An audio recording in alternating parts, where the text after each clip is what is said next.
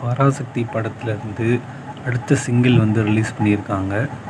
கட்டா குஸ்தி திரைப்படத்த ஷூட்டிங் வந்து மிக பரபரப்பாக நடந்துகிட்ருக்கு. கொஞ்ச நாள் பொறு தலைவா அப்படின்னு மொட்டராஜேந்தரோட படம் வர டிசம்பர் 5 ரிலீஸ் ஆக போகுது. பிரியங்கா மோகன் அவங்களோட ரீசெண்ட் ஃபோட்டோஸ் வந்து ரிலீஸ் பண்ணியிருக்காங்க.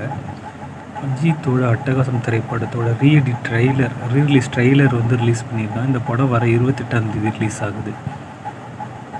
அரசன் படத்தில் விஜய் சேதுபதி ஒரு முக்கியமான ரோல் பண்ண போகிறாரு அப்படின்னு சொல்லி ஒரு அனௌன்ஸ்மெண்ட் போஸ்டர் வந்து இன்றைக்கி கலைப்புலி தானு அவர்களோட எக்ஸ் வலைதளத்தில் ரிலீஸ் பண்ணியிருக்காரு.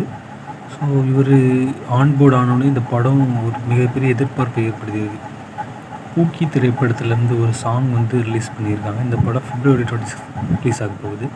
பார்க்கிங் டைரக்டர் தான் அடுத்த ரஜினி வச்சு டைரக்ட் பண்ண போகிறாரு அப்படின்னு தகவல் வந்துட்டுருக்கு.